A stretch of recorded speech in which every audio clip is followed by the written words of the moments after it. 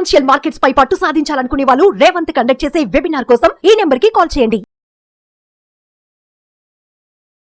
నమస్తే, welcome to Suman TV. నేను మీ విష్ణు. ప్రస్తుతంతో పాటు సీనియర్ స్టాక్ మార్కెట్ అనలిస్ట్ జీవి సత్యనారాయణ గారు ఉన్నారు. వారితో మాట్లాడదాం.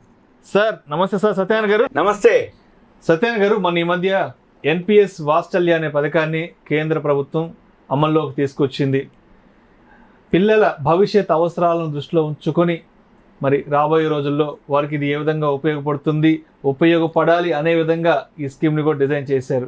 అయితే ఈ ఎన్పిఎస్ వాత్సల్య అనే పథకాన్ని తీసుకోవాలి అంటే అసలు ఖాతా ఎలా తెరవాలి, ఎంత పెట్టుబడి పెట్టాలి, ఎన్ని సంవత్సరాల పాటు మనం పెట్టుబడి పెడుతూ ఉండాలి, అదేవిధంగా దీని మీద రాబడి ఎంత వస్తుంది, దీనికి ఎవరెవరు అర్హులు, దీనివల్ల అదనంగా ఎటువంటి ప్రయోజనాలు ఉంటాయి అనే వివరాలను మన ప్రేక్షకులకు డీటెయిల్గా తెలియజేయగలరు. Okay, right. ఇప్పుడు మీరు అన్నట్లు బడ్జెట్లో మన ఫైనాన్స్ మినిస్టరు నిర్మలా సీతారామన్ గారు ఎన్పిఎస్ వాత్సల్య, ఎన్పిఎస్ అంటే నేషనల్ పెన్షన్ స్కీమ్, వాత్సల్య అంటే పేరు, వాత్సల్యం అంటే ఏంటంటే ప్రేమ.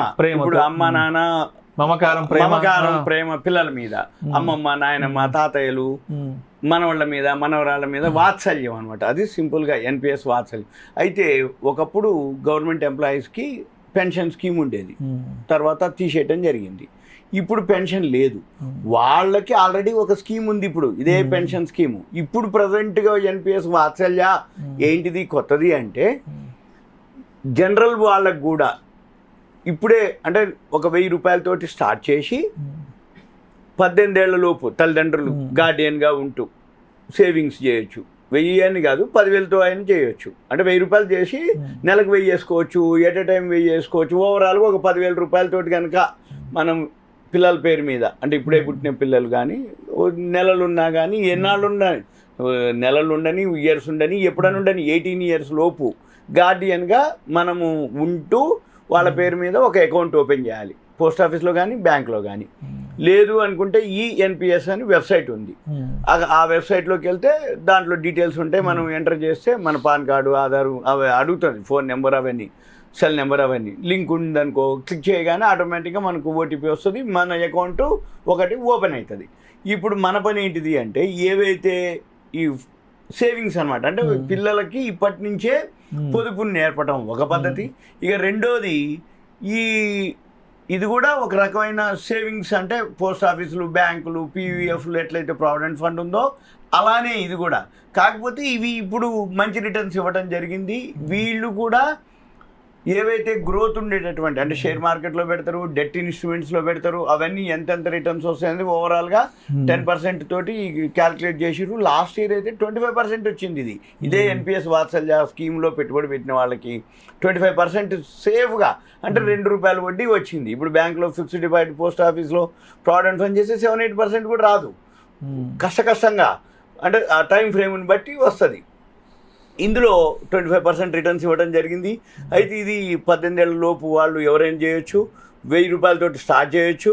తర్వాత ఇప్పుడు ఆల్రెడీ లాస్ట్ 10 ఇయర్స్ నుంచి 1.86 crores ఆల్రెడీ అకౌంట్లు చాలామంది చేరారు అని చెప్పేసి అనౌన్స్ చేయడం జరిగింది. ఇప్పుడు ఈ ఫండ్ ఏదైతే ఉందో, అంటే ఇట్లా ఎన్పిఎస్కి ఏదైతే ఫండ్ వచ్చిందో అది సుమారుగా ఇప్పుడు 13 లక్షల కోట్లు ఉందని చెప్పారు అప్పటికి బడ్జెట్కి.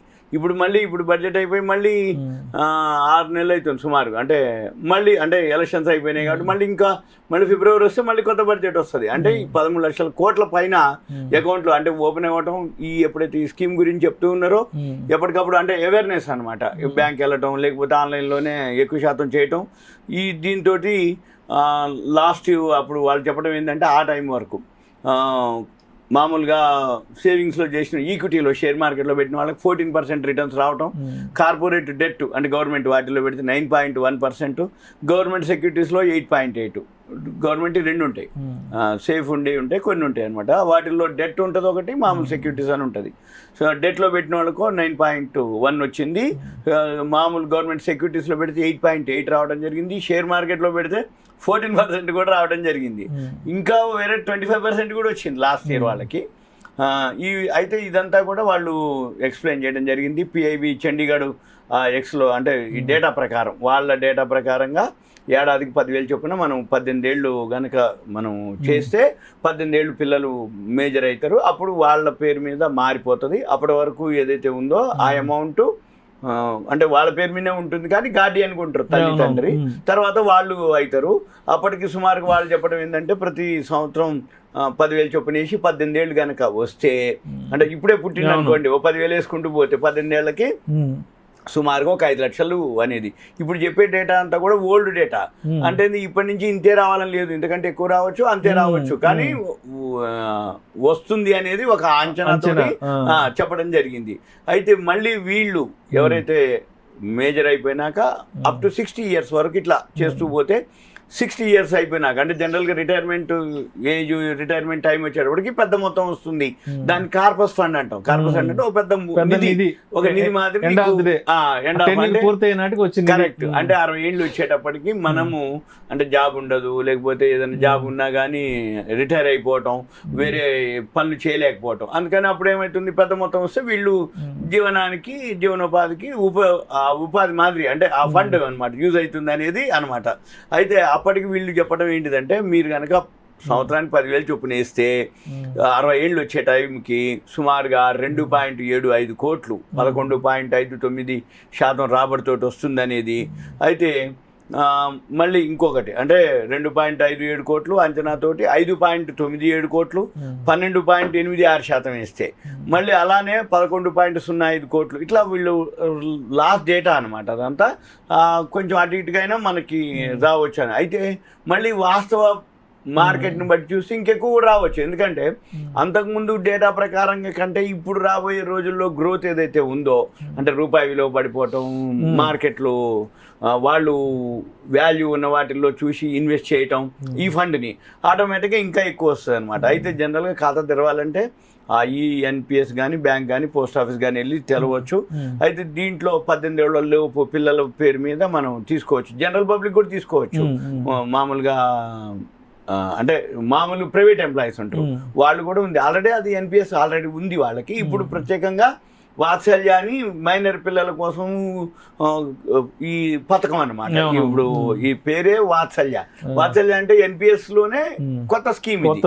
ఎన్పిఎస్ అనేది కామన్ స్కీము, ఏది national pension scheme general public కోసం.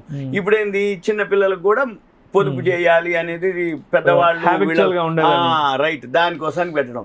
అయితే వీళ్ళు మామూలుగా ఏంటంటే 1,000 రూపాయలు చొప్పున పెట్టవచ్చు, మినిమం 1000 పెట్టవచ్చు, మాక్సిమం మన ఇష్టం. 1000 పెట్టాలన్నా, ఇంతే పెట్టాలన్నా, ఇంతే వస్తుందా అనేది కాదు, మన ఇష్టం.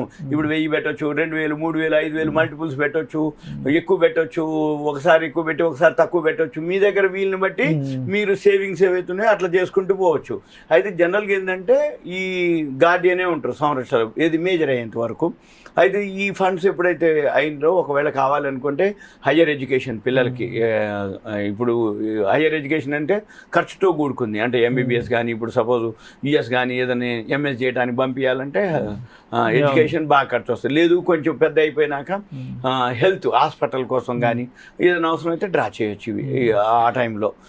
తర్వాత ఇది 3 సంవత్సరాలు లాకిన్ పీరియడ్ ఉంటుంది ఫస్ట్.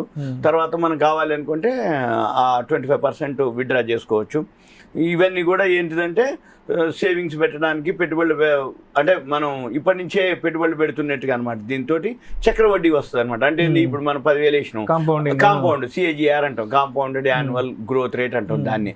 ధర్మవడ్డీ, బారవడ్డీ, చక్రవడ్డీ అంటాం కదా. ఇది చక్రవడ్డీ తోటి కుములేటివ్ అయితే ఉంటుంది అనమాట.